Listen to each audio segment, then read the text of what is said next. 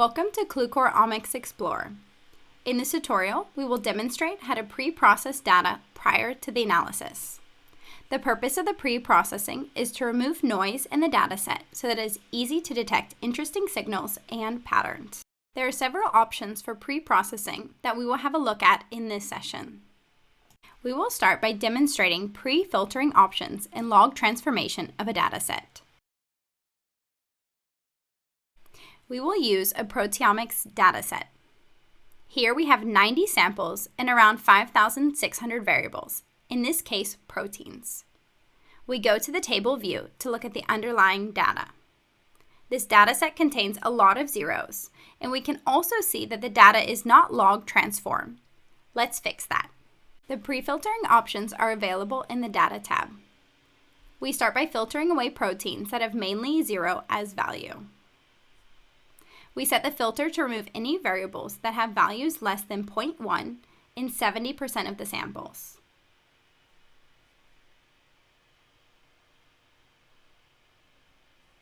This removes 1,800 proteins and 3,500 remain. Depending on your data, you must make your own decision regarding how much you want to filter. There are no firm recommendations.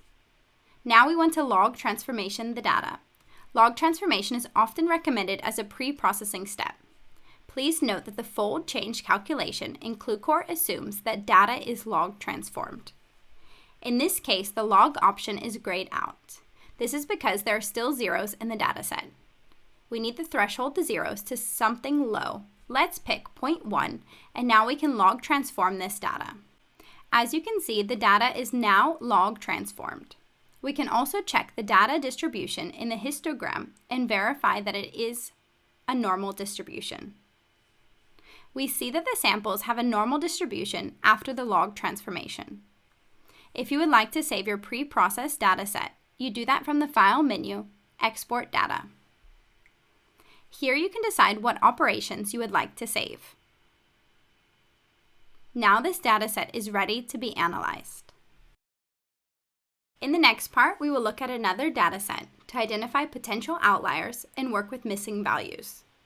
The data we will use is a metabolomics dataset and contains 112 samples and 6,282 variables before any pre-filtering.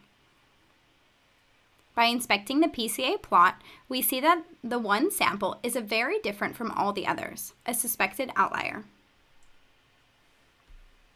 Let us identify the sample using the label function.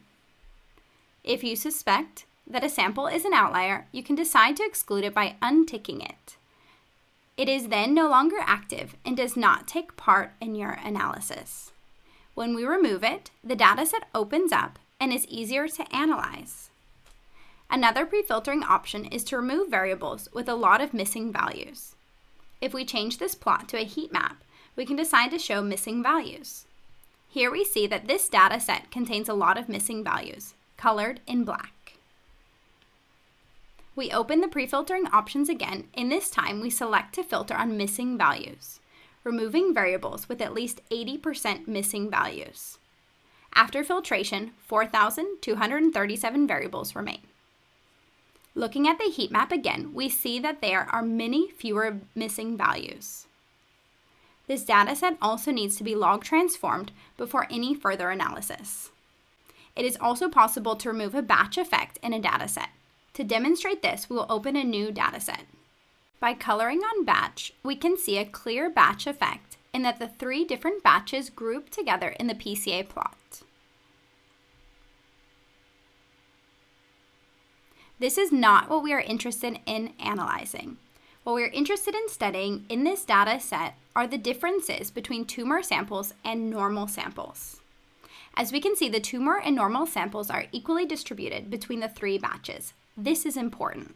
If all tumor samples were in one of the batches, we could not remove the batch effect, since we then would be removing the signal that we want to study. But in this case, it's okay.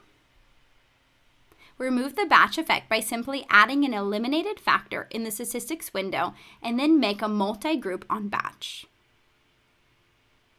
We now see that all the batches are centered around the middle of the plot, meaning that the batch effect has been removed and we can continue with the analysis.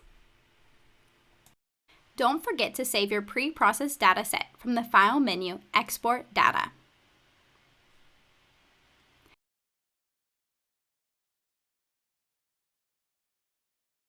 This was a summary of some of the pre-processing options in Qlucore.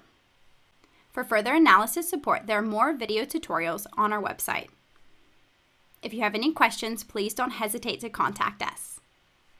Thank you for watching, and good luck with your analysis.